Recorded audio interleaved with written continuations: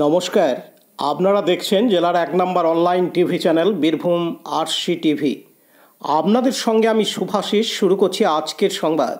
বিস্তারিত সংবাদে যাবার আগে দেখে নেব সংবাদ শিরোনাম। বিস্ফোরণ ও বেসরকারি নার্সিংহোম ভাঙচুরের ঘটনায় অভিযুক্তদের তোলা হলো কোর্টে। কৃষি অধিকর্তাকরণের ব্যবস্থাপনায় খামার প্রশিক্ষণ শিবির সারসা মৌজায়। জেলা হস্তশিল্প প্রতিযোগিতা সদর শহর সিউড়িতে। চূড়ান্ত পর্যায়ের ফুটবল প্রতিযোগিতা কাকরতলায়।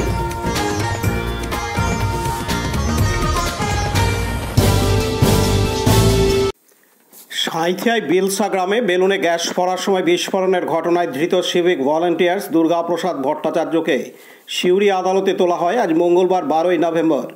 সেই সঙ্গে সিউড়ি আদালতের বিচারক সমস্ত দিক দিয়ে খতিয়ে দেখে 5 দিনের পুলিশি হেফাজতে নির্দেশ দেয়। গত রবিবার 10ই নভেম্বর দুপুরে সিভিক ভলান্টিয়ার বাড়ির উঠানে বেলুনে গ্যাস ভরার সময় বিস্ফোরণ হয়, মৃত্যু হয় একজনের। ওই দিন রাতেই সিভিক ভলান্টিয়ার্স দুর্গাপ্রসাদকে গ্রেপ্তার করে পুলিশ। এদিন সিউড়ি আদালতের সরকারি আইনজীবী মুক্তাব হোসেন জানান, দুর্গাপ্রসাদ ভট্টাচার্য নামে এক ব্যক্তি, যার বাড়ি হচ্ছে বিলসা গ্রাম, সে গ্যাস বেলুনের ব্যবসা করে এবং এই গ্যাস বেলুনের ব্যবসার জন্য সে গ্যাস সিলিন্ডার বাড়িতে রাখত। এই অবস্থায় গত ইংরেজি 10/11/2024 তারিখ 2024 সালে তারিখে ওই বেলা আনুমানিক 2টোর সময় একটা গ্যাস বেলুন ভর্তি করতে গিয়ে গোটা গ্যাস সিলিন্ডারটা ফেটে যায় এবং তার যে একজন কর্মচারী সে মারা যায়। পুলিশ এই কেসের তদন্তভার নিয়ে একজনকে অ্যারেস্ট করে, দুর্গাপ্রসাদ ভট্টাচার্যকে অ্যারেস্ট করে এবং আজকে কোর্টে চালান দিয়েছে এবং 5 দিনের পিসি প্রেয়ার করেছে, পুলিশ কাস্টাডি প্রেয়ার করেছে। কোর্ট বিচার বিবেচনা করে 5 দিনেরই পিসি অ্যালাউ করেছে এবং তাকে 17/11/24 তারিখ আবার পিসি কোর্টে প্রোডাকশনের অর্ডার দিয়েছে। অন্যদিকে বীরভূমের সিউড়ির বেসরকারি নার্সিংহোম ভাঙচুরের ঘটনায় মোট গ্রেপ্তার করা হয় 3 জনকে। আজ তাদের সিউড়ি আদালতে তোলা হলে সিউড়ি আদালতের বিচারক সমস্ত দিক খতিয়ে দেখে 14 দিনের জেল হেফাজতে নির্দেশ দেয়। এদিন সিউড়ি আদালতের সরকারি আইনজীবী মুক্তাব হোসেন জানান, সিউড়িতে যে স্বস্তিক ক্লিনিক সেবা সদন আছে, এখানে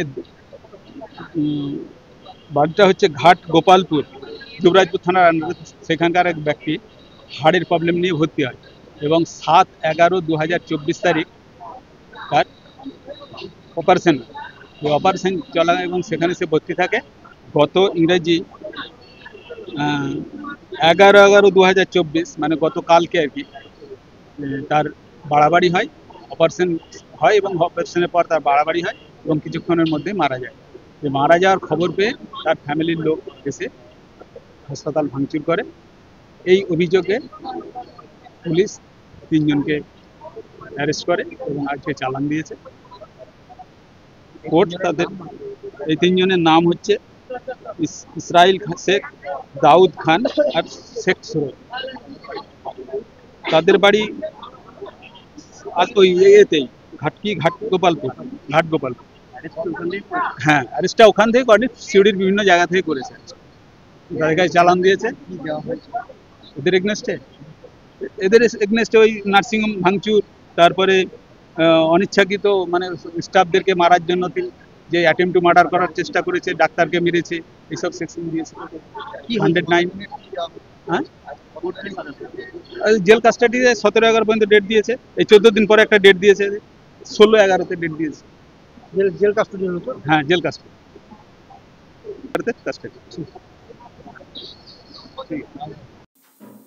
পার্থ দাসের report, Birbhum RC TV, Suri.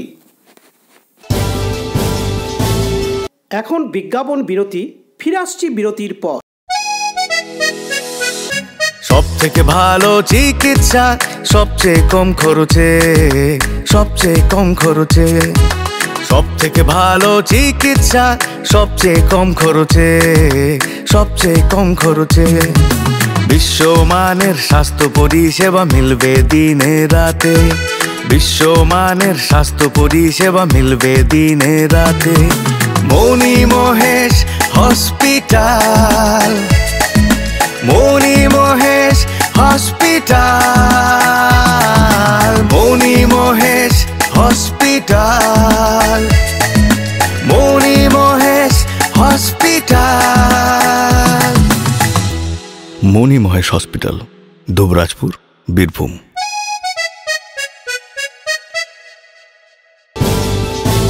ফিরে এলাম বিরতির পর।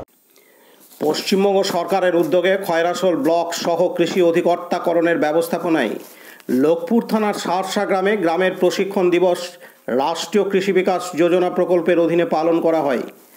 আজ মঙ্গলবার 12ই নভেম্বর বীরভূম জেলার লোকপুর থানার সারসা গ্রামে গ্রামের চাষি বন্ধুদের নিয়ে নানান ধরনের কৃষিজাত ফসল উৎপাদনের বিষয়ে অবগত করান জেলা ও ব্লকের কৃষি আধিকারিকরা। ধান চাষের ক্ষেত্রে শুধুমাত্র নির্ভর না থেকে লাভজনক মিলেট চাষের উপর জোর দেওয়ার কথা বলেন।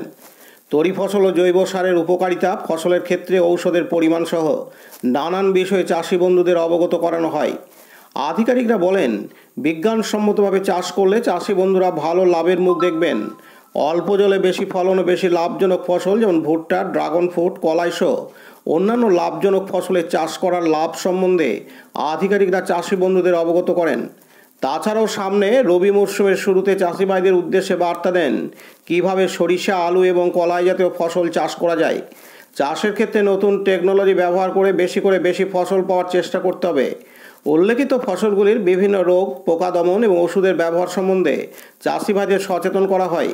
এদিন উপস্থিত ছিলেন সিউড়ি সদর কৃষি অফিস থেকে বিপদভঞ্জন পাল এবং ডক্টর নিশীথ মণ্ডল, সহ কৃষি অধিকর্তা। বিষয়বস্তু খয়রাসোল ব্লক থেকে উপস্থিত ছিলেন সহ কৃষি অধিকর্তা সুরজিৎ গড়াই, দেবেশ মুখার্জি বিটিএম, খয়রাসোল পঞ্চায়েত সমিতির সহ সভাপতি তারাপদ দাস ও চাষি বন্ধুরা।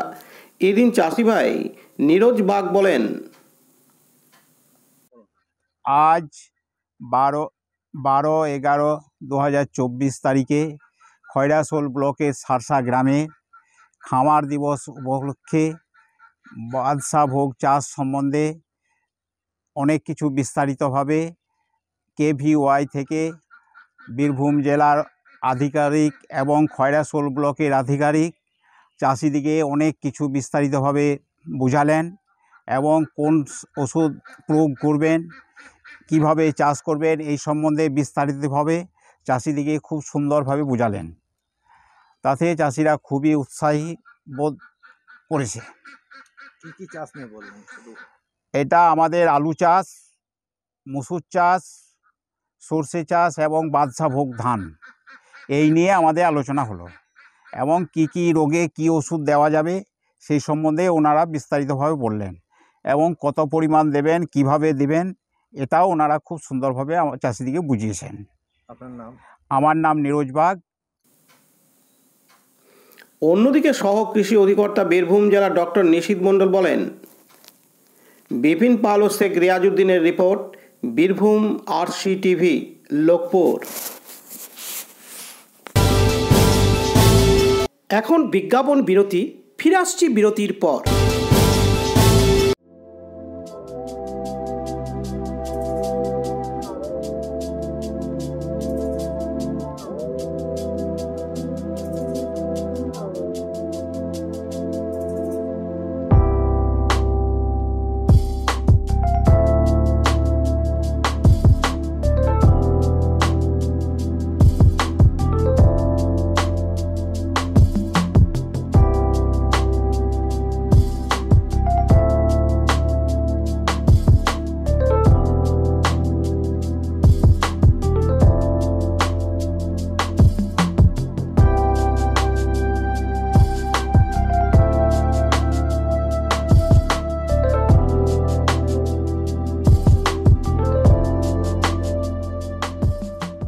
ফিরে এলাম বিরতির পর।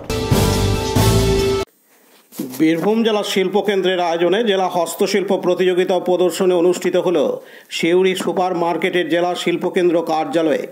জেলার বিভিন্ন প্রান্তের শিল্পীদের হস্তশিল্প সামগ্রী এখানে প্রদর্শিত হয়েছে। 3টি গ্রুপে শিল্পকর্মগুলিকে রাখা হয়েছে। প্রথম গ্রুপে কাঁথা বাটিক শিল্প থেকে 6 জন সফল শিল্পীকে নির্বাচিত করেন বিচারকরা। দ্বিতীয় গ্রুপে কাঠ, শোলা, কচুরিপানা, খেজুর পাতা ও ঘাস দিয়ে তৈরি শিল্পকর্মকে রাখা হয়।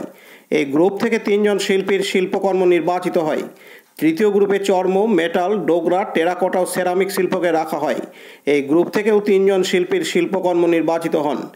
বিচারক হিসেবে ছিলেন শিল্পগুরু এবং জাতীয় পুরস্কারপ্রাপ্ত শিল্পী তৃপ্তি মুখার্জি ছাড়াও 2 জাতীয় পুরস্কারপ্রাপ্ত শিল্পী কমল মালাকার ও দেবু মুর্মু।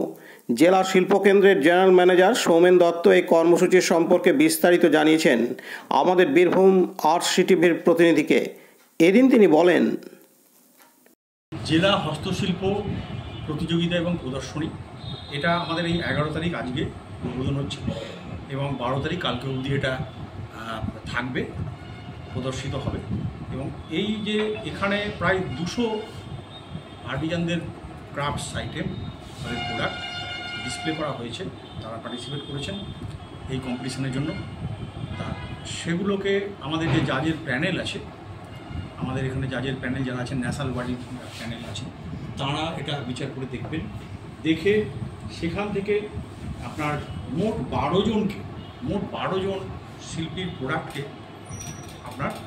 ওনারা বিবেচনা করবেন এটা অ্যাওয়ার্ডের জন্য, ডিস্ট্রিক্ট লেভেল হ্যান্ডিক্রাফটস কম্পিটিশনের অ্যাওয়ার্ডের জন্য বিবেচনা করবেন। এবং এই আমাদের এখানে আমরা 3টে গ্রুপে, 3টে ক্যাটাগরিতে আমরা এই আর্টিজানদের প্রোডাক্টগুলোকে ডিসপ্লে করেছি। আমাদের জেলার প্রধান হস্তশিল্প হচ্ছে কাঁথা স্টিচ, তার সাথে বাটিক আছে, এইটা একটা সংখ্যাটা বেশি আছে, এদেরকে নিয়ে আমরা একটা গ্রুপ করেছি। এই গ্রুপ থেকে আমরা 2 জন করে প্রথম, 2 জন দ্বিতীয় এবং 2 জন স্পেশাল নির্বাচন করব তাদের ক্রাফটের মেরিট অনুযায়ী।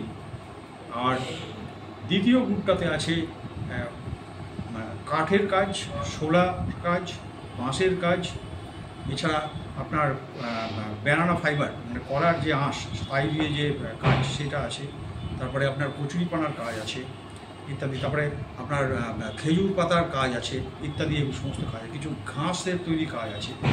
এখান থেকে আমরা প্রথম, দ্বিতীয় এবং স্পেশাল 3 জনকে আপনার কনসিডার করব। এবং তৃতীয় গ্রুপটা যেটা আছে সেখানে আছে শান্তিনিকেতন লেদার গুডস, তার সাথে মেটাল ক্রাফটস কিছু আছে, আর ডোকরা জুয়েলারি আছে, টেরাকোটা ক্লে ও আইটেম কিছু আছে, সিরামিক্সের আছে। এই গ্রুপটা থেকেও আমরা প্রথম, দ্বিতীয় এবং স্পেশাল 1 জন করে নির্বাচন করব। উত্তম মণ্ডলের রিপোর্ট, বীরভূম RCTV, সিউড়ি। এখন বিজ্ঞাপন বিরতি, ফিরে আসছি বিরতির পর। বঞ্চনার অবসান, শ্রমের সম্মান। 100 দিনের কাজের অদক্ষ শ্রমদানকারীদের জীবনে এলো নতুন প্রভাতের আলো। মাননীয় মুখ্যমন্ত্রী মমতা বন্দ্যোপাধ্যায়ের উদ্যোগে তাদের 2 বছরের বকেয়া মজুরির বঞ্চনার অবসান হলো। সম্পূর্ণ রাজ্য সরকারের নিজস্ব তহবিল থেকে 2651 কোটি টাকা ব্যয়ে 59 লক্ষ অদক্ষ শ্রমদানকারীদের বকেয়া মজুরি প্রদান করা হয়েছে। হাসি ফুটেছে রাজ্যের সকল অদক্ষ শ্রমদানকারীদের মুখে। পঞ্চায়েত ও গ্রামোন্নয়ন দপ্তর, পশ্চিমবঙ্গ সরকার কর্তৃক জনস্বার্থে প্রচারিত। ফিরে এলাম বিরতির পর। বীরভূম জেলার কাকরতলা থানার কাকরতলা যুব আদর্শ সংঘের পরিচালনায় 8টি ফুটবল দলকে নিয়ে গত 9 নভেম্বর 3 দিনের ফুটবল খেলা শুরু হয়। গতকাল সোমবার 11 নভেম্বর ছিল চূড়ান্ত পর্যায়ের ফুটবল খেলা। চূড়ান্ত পর্যায়ের ফুটবল খেলায় A to Z Birbhum Napara football দল 3-0 গোলে সোরেন সিপাহী একাদশ ফুটবল দলকে পরাজিত করে বিজয়ী হয়। বিজয়ী ফুটবল দলকে পুরস্কার হিসেবে 70,000 টাকা ও ট্রফি, বিজিত দলকে 50,000 টাকা ও ট্রফি দেওয়া হয়। তাছাড়াও ফাইনালে খেলা 2 দলের খেলোয়াড়দের পুরস্কৃত করা হয়। এদিন উপস্থিত ছিলেন বিশিষ্ট সমাজসেবী অধ্যাপক দেবব্রত সাহা, সমাজসেবী মৃণাল কান্তি ঘোষ, উজ্জ্বল হক কাদেরি, শ্যামল কুমার গায়েন, কাঞ্চন দে, জেলা পরিষদের সদস্যা কামেলা বিবি সহ যুব আদর্শ সংঘের সদস্যরা, ফুটবল প্রেমী দর্শকেরা। এদিন কমিটির তরফ থেকে জানানো হয়, দেখুন, খেলাধুলার মূল উদ্দেশ্য যেটা, সেটা তো শারীরিক সক্ষমতা বাড়ানো, শারীরিক গঠন তৈরি করা। কিন্তু শুধু শারীরিক গঠন নয়, মানসিকতার যে দৃঢ় করা, মানুষের সাথে নিজেদের মধ্যে সৌভ্রাতৃত্ব, তার সাথে সাথে একতা এবং সবার মধ্যে যে মেল ভাব, যে বন্ধন, সেই বন্ধনকে দৃঢ় করার জন্য আজকের দিনে দাঁড়িয়ে আমরা যখন দেখছি চারিদিকে সাম্প্রদায়িক সম্প্রীতির যে একটা কালো অসাম্প্রদায়িকতার যে কালো মেঘ, সেই জায়গায় দাঁড়িয়ে আমরা সবাই মিলে এখানে কাকরতলা যুব আদর্শ সংঘের পরিচালনায় সব মানুষ মিলে, এলাকার সমস্ত হিন্দু মুসলিম সমস্ত রকম মানুষ মিলে এই যে খেলাটা পরিচালনা করছে, সাম্প্রদায়িক সম্প্রীতির একটা উৎকৃষ্ট নিদর্শন, যে মানুষের কাছে বার্তাটা যাক আমরা সবাই একসাথে থেকে সমাজ গঠনের ক্ষেত্রে আমরা পথ চলব। সমাজ গঠনে আমাদের যে দায়িত্ব, কাহরটা যুব আদর্শের যে দায়িত্ব, তার সাথে মানুষের যে দায়িত্ব, সেই দায়িত্ব পালন আমরা বদ্ধপরিকর। আপনার বার্তা মানুষের কাছে পৌঁছানোর জন্য, সাম্প্রদায়িক সম্প্রীতির বার্তা পৌঁছানোর জন্য, আমাদের একতা বজায় রাখার যে বার্তা, সেই বার্তা পৌঁছানোর জন্য এই খেলা আয়োজন করা। আপনার নাম? আমার নাম মির্জা জুলফিকার আলী বেগ। যারা কাহরটা যুব সঙ্গে যারা সদস্য আছেন এবং যারা কর্মকর্তা আছেন, বয়স্করা আছেন, যারা মূলত সবাইকে সব রকম দেখে, সব বিষয়টা দেখে, তাদের সবাইকে নিয়ে এই টুর্নামেন্টের আয়োজন। বিপিন পালের report, Birbhum RC TV, Kakartala. আজকের সংবাদ এই পর্যন্ত। পরবর্তী সংবাদের জন্য চোখ রাখুন বীরভূম আরসি টিভির পর্দায়। নমস্কার।